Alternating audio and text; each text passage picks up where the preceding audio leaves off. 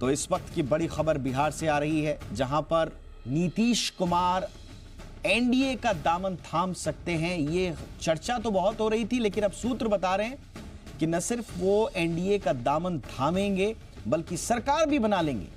पहले ये भी खबर आ रही थी कि शायद नीतीश कुमार केंद्र में जाकर अब मंत्री पद संभालेंगे और फिर बिहार के चुनाव आम चुनाव के साथ होंगे। लेकिन अब खबर यह आ रही है कि 28 जनवरी को ही नई सरकार का गठन हो सकता है।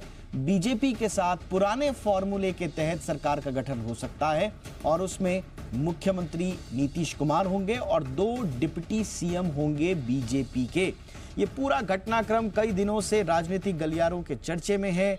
नीतीश कुमार क्या वापस एनडीए जा रहे हैं? कई बार नीतीश कुमार पलट चुके हैं। राजनीतिक जो पंडित हैं उनके पलटने की पटकथा बार बार गिनाते रहते हैं। 2013 में नरेंद्र मोदी के विरोध में जब एनडीए से अलग हुए थे, उसकी कहानी सबको मालूम है। फिर 2015 में आरजेडी कांग्रेस के साथ जब महागठबंधन बनाया तो वो कहानी भी सबके सामने है। उसके बाद फिर नीतीश कुमार के पलटने की बारी आई 2017 में, जब महागठबंधन से अलग होकर नीतीश कुमार फिर एनडीए में चले गए। फिर आया 2022 का वो दौर जब एनडीए से नाता तोड़ फिर महागठबंधन में आए नीतीश कुमार। और अब खबर ये कि इस वक्त हमारे साथ स्वप्निल मेरे सहयोगी बिहार से जुड़ रहे हैं, पटना से। स्वप्निल, क्या खबर है? ऐसा लग रहा था कि कुछ वक्त लगेगा नई सरकार में। खबर यह भी आ रही थी कि शायद केंद्र की अब राजनीति करेंगे कुछ वक्त तक नीतीश, लेकिन 28 तारीख जो बताई जा रही है, कितना दम है इस खबर में? देखिए, अभी तक जो सोर्सेज बता रहे हैं दीपक जी कि वो 28 तारीख का डेट एक तरह से टेंटेटिव तय किया गया है, जब पूरा फेरबदल होगा, यानी कहें सरकार का जो कलर है बिहार में वो चेंज हो जाएगा। इसको लेकर के तमाम मंथन लगभग पूरा हो गया है। हालांकि दिल्ली में बीजेपी के जो प्रदेश के स्टेट के जो लीडर हैं, जो स्टेट कोर कमेटी स्टेट में होती है, उसके तमाम लोगों को दिल्ली कॉल किया गया है। शाम 6 बजे दिल्ली में उनकी मुलाकात होगी जेपी नड्डा और अमित शाह से, और उसके बाद उनको भी ऑफिशियल लाइन बता दिया जाएगा। और पार्टी के जो बड़े नेता हैं, बीजेपी की बात कर रहा हूं, उनकी भी राय ले ली गई है। तो कहीं ना कहीं एक तरह से टेंटेटिव डेट को मान के चला जा रहा है 28 का, जब बिल्कुल सरकार में चेंज होगा। और वहीं इसमें एक महत्वपूर्ण एस्पेक्ट ये है कि इसमें राष्ट्रीय जनता दल जो नीतीश कुमार के साथ हुआ करती थी, उसने भी जोड़ तोड़ का खेल शुरू कर दिया है। वो भी चाहती है कि फिगर्स को कैसे भी टच करे, लेकिन फिलहाल फिगर टच करती नजर नहीं आ रही है आरजेडी। अब ये लग रहा है कि 28 को बिहार में सरकार एक बार फिर से बदलेगी और नई सरकार का गठन होगा। और इस नई सरकार का स्वरूप क्या होगा इस बार? क्या नीतीश कुमार मुख्यमंत्री होंगे या बीजेपी कोटे से आएगा मुख्यमंत्री?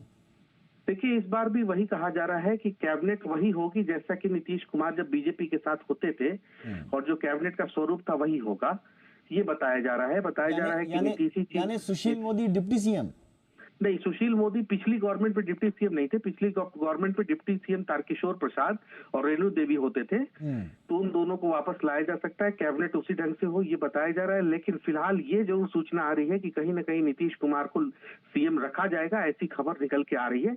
आज शाम 6:30 बजे जो दिल्ली में मंथन होना है, एक तरह से कहें अमित शाह और जेपी नड्डा को बताना है बिहार के नेताओं को, बीजेपी के नेताओं को, कि हमारी लाइन ये है, इसको लेके आप आगे चलें।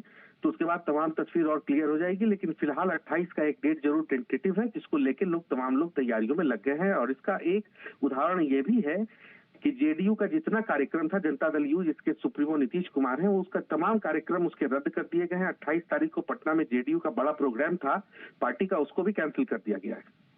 अच्छा स्वप्निल, हुआ क्या? ये अचानक से हुआ या कुछ नाराज वाराज चल रहे थे नीतीश? क्या हुआ, क्या ऐसा?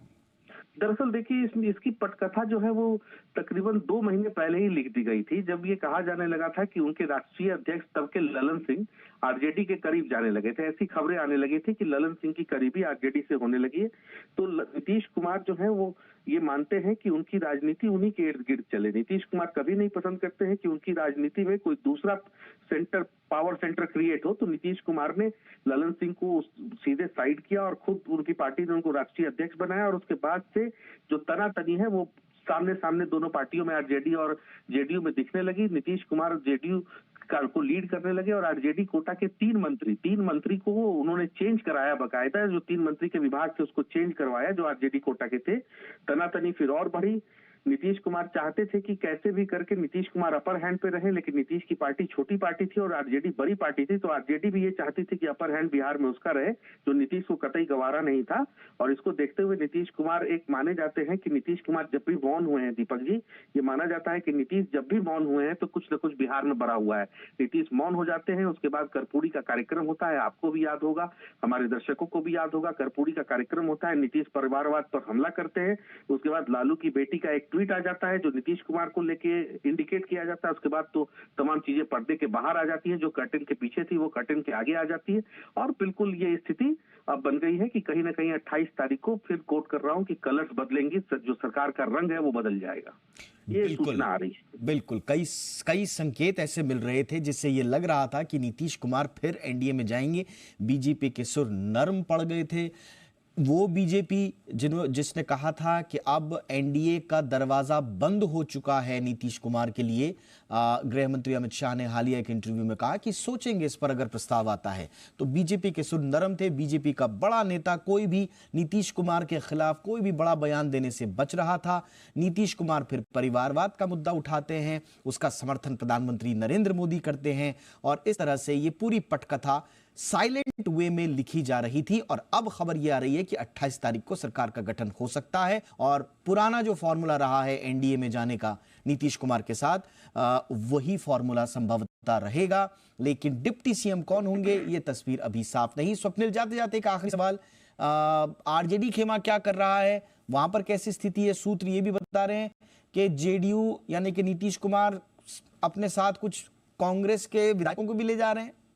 बिल्कुल, देखिए आपने बड़ा वाजिब सवाल पूछा दीपक जी। अभी स्थिति ये है कि आरजेडी को भी बहुत हल्के में लिया नहीं जा सकता, क्योंकि आरजेडी बिहार में सबसे बड़ी पार्टी है। उसके साथ लालू प्रसाद यादव है, जिनका अपना वोट बैंक रहा है। चुनाव आरजेडी जीते या हारे, लालू का वोट बैंक कहीं ना कहीं उनके साथ रहता है, और अभी संख्या बल में भी लालू की पार्टी सबसे बड़ी पार्टी।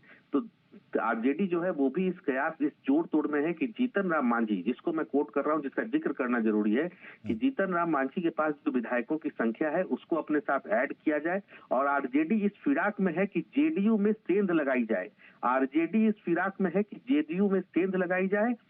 वहीं दूसरी तरफ आपने बिल्कुल ठीक फरमाया, नीतीश कुमार कांग्रेस की ओर देख रहे हैं कि कांग्रेस के कुछ एमएलए जो हैं वो टूटे और टूट करके नीतीश को ज्वाइन करें। तो अभी एक दौर ये भी आएगा जब टूट फूट का दौर भी देखना होगा।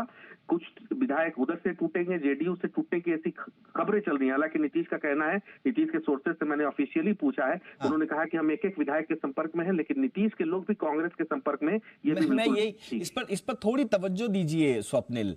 कहा यह जा रहा था कल रात तक कि अगर इतना बड़ा कदम सच में उठा लेते हैं नीतीश कुमार, तो नीतीश कुमार की पार्टी में ही फूट चल जाएगी, उसको फिर कैसे संभालेंगे? वहां अंदर क्या चल रहा है, विचारधारा के स्तर पर क्या बातें हो रही है जेडीयू की? बिल्कुल देखिए, बिल्कुल प्रासंगिक सवाल है ये कि नीतीश कुमार की पार्टी में कुछ विधायक ऐसे हैं जिनका मानना है कि आरजेडी के साथ चलने से ही जो माई वोट समीकरण है, मुस्लिम यादव का वोट कॉम्बिनेशन जो आरजेडी के साथ है, वो वोट बैंक एड ऑन होगा और उनकी सीट निकल सकती है विधानसभा में। ऐसा ये विचार मानने वाला जेडीयू के अंदर कुछ संख्या है विधायकों की, लेकिन वो संख्या इतनी नहीं होती है कि दल बदल कानून से वो बच जाए। तो आरजेडी की तरफ से ये लगातार प्रयास किया जा रहा है कि जेडीयू में सेंधमारी की जाए, जेडीयू की तरफ से प्रयास हो रहा है कि कांग्रेस में सेंधमारी की जाए। तो अभी एक दौर ये भी आना है कि टूट फूट की स्थिति बन सकती है। हर तरफ से लोगों ने अपने घोड़े खोल रखे हैं, लेकिन ये जरूर है कि 28 तारीख को सरकार बने, इसकी तैयारी भी एक तरफ से चल रही है। अब देखना बड़ा महत्वपूर्ण होगा। एक इसमें जो आपने बात पहले भी कहा, उसको मैं कोट कर रहा हूं कि एक महत्वपूर्ण चीज देखना पड़ेगा कि डिप्टी सीएम के तौर पर बीजेपी किसको लाती है और आरजेडी क्या वाकई जेडीयू में सेंध लगा पाती है। अच्छा स्वप्निल, मैं बार बार कह रहा हूं आखिरी सवाल, लेकिन फिर सवाल आ जा रहे हैं। एक और आखिरी सवाल सुन लीजिए। नीतीश कुमार, अगर सच में ये हो रहा है 28 तारीख को नई सरकार बन रही है, ये बताइए वो दलील क्या देंगे?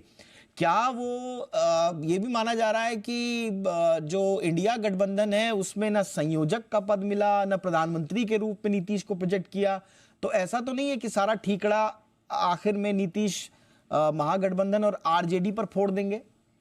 देखिए, नीतीश के पार्टी के जो वरिष्ठ नेता हैं केसी त्यागी राष्ट्रीय प्रवक्ता भी हैं, महासचिव भी हैं। उन्होंने सीधे तौर पर जी मीडिया से बातचीत करते हुए कहा था, जेडीयू ने पूरा का पूरा ठिकरा कांग्रेस पर ऑलरेडी फोड़ रखा है। केसी त्यागी ने कह दिया कि कांग्रेस की तरफ से राहुल गांधी की पद यात्रा जो चल रही है, हालांकि उसको बीच में बंद करके लौटे वो दिल्ली, लेकिन जो चल रही थी, जो बिहार भी आनी है, उसकी टाइमिंग सही नहीं है।